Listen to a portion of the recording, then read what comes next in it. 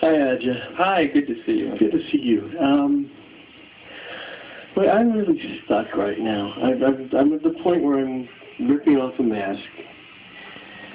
Kind of 25 years is the process of finally, like, it's a lot. Like, you know, when you're cutting a tree down and you're in the last little saw. Yeah.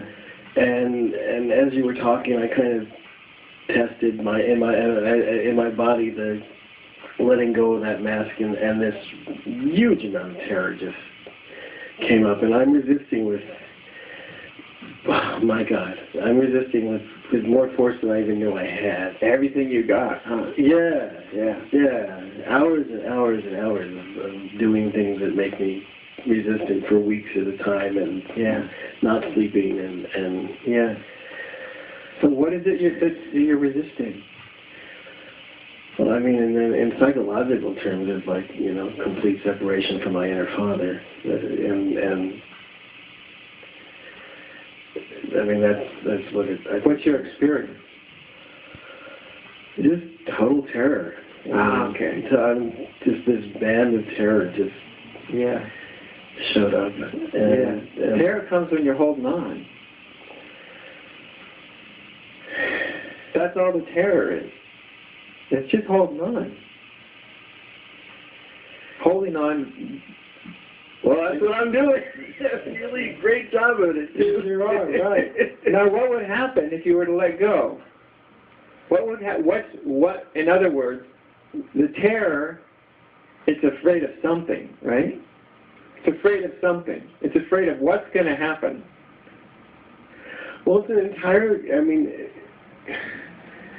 without being super specific, because it's a really personal thing. I understand. You don't have to be. It's a complete personality shift. I mean, on some really core level, it's giving up the ego in a way and becoming somebody entirely new in this particular area of life, which is so primary. Yes. And I'm terrified of it. Yes. Because then, I mean, it's almost, I mean, it's like a microcosm of letting go of the ego overall. You know? Yes. That's right.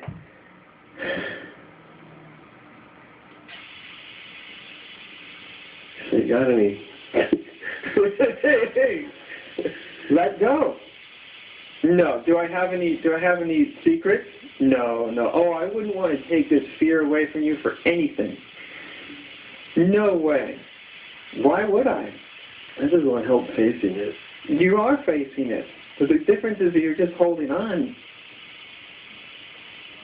You got your hands like they're like white knuckled, right? Oh, beyond that. I mean, I know. Because you don't know who you'd be if I let go. Right. But you see, this is the irony. Is it's too late. Right? That piece of you, you've already seen through it. I have. I've seen completely through this. That's right. That's the irony. But it's just like one more step, and I'm in a different state or a different country or whatever, you know? Yeah. Isn't that what you wanted? Oh, I've wanted it terribly for 25 years. Yeah. And there it is, right there. And it's frightening. I understand that it's frightening. You know, you've heard, right? Yeah. People get frightened all the time. I mean, it's one thing when you can touch upon it, you can even see it a little bit, you can, you know, and of course when you hear about it, it might sound mysterious or intriguing, but when you really get right down to the face of it, meeting your own nothingness, right? Who would I be without this mask? Who would I be? And you peer, you already know. There's nothing there, right? There's not an alternative mask. I have no idea who I'd be then. None. Right? Yeah, I don't think I've known that I have no idea. That's why I'm doing this. Yeah. Do you have an idea, really? I mean, you may have an idea, but do you know your idea of what it may be like? If it's your idea that's scaring the hell out of you. Okay, that helps. That's all you do. You're scaring yourself with your own idea of what it'll be like. Right? Yeah. Can you feel that? I can. And it's only an idea. Yeah, and usually I'm pretty good with terror. I mean, terror in my body, I'm usually really able to process terror and be comfortable just letting it. Yeah. But in this particular, I just haven't been able to face it. Well, it's not just facing, you know, because the idea isn't just to sit there and go, I'll just be terrified and I'll face it. You know, that may be helpful, but It's more of the letting the terror exist in my body and kind of I understand the Alka-Seltzer thing and bubble off. I understand, but I'm talking about something more fundamental. And see, something is here for you to be seen. Just to see, there's something here for you to see. That's the gift of it. That's the fierce gift of it, right? There's something here to see, and you're starting to see. You're starting to see that you're scaring yourself with an idea of what it'll be like not to have a self. Right. That's an important thing to realize. I'm scaring myself with my own imagination. And when you see it, and you don't make it good or bad or right or wrong, or you know what I mean, you don't have any reaction, you just see it, that's what the mind's doing. And the truth is, you really don't know what it will do. That is always the truth, isn't it? Of course it's always the truth, my friend. Of course. Any place we haven't gotten to, we can't know about it until we get there, can we? We can imagine it, we can scare the hell out of ourselves with it, we can delude ourselves with great fantasies about it, but ultimately, when you get down to it, you don't know. And why terrify yourself over something that you don't even know?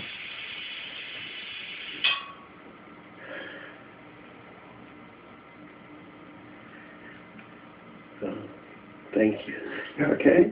You get the feel? Yeah. It's not so bad to be nobody. And I know, I know, of course, that, we can sense our own nobodiness and nothingness, and that's beautiful, and that's sort of the beginning. But it goes to a deeper level than that, because we have these very, very deep-seated, right, images of ourselves that are very tied into what we think are very important places in our lives, in our psychological lives. And when you get down to that level, that'll start being torn away. And then you see, that's when the mind can get very afraid, because you're getting down to really deep, fundamental, core psychological level that's just getting torn away. Right? We're always trying to solve the psychological level rather than seeing through it to what's vital, which is, no wonder I'm always playing in the realm of psychology. And I don't mean psychology as a science. I mean, that's where the ego plays around in the psychological realm, right? No wonder I'm playing in this realm all the time, whether I'm indulging or avoiding or trying to figure it all out or whatever, because right on the other side of that realm of my personal psychology is infinite emptiness. Right? Yeah. Invisible presence forever.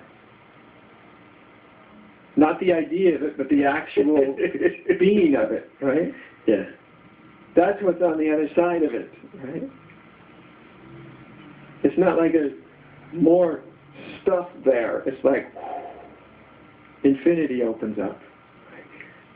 What Jesus called the kingdom of heaven. It's right there. It's ironic that nothing can terrify you more than the kingdom of heaven.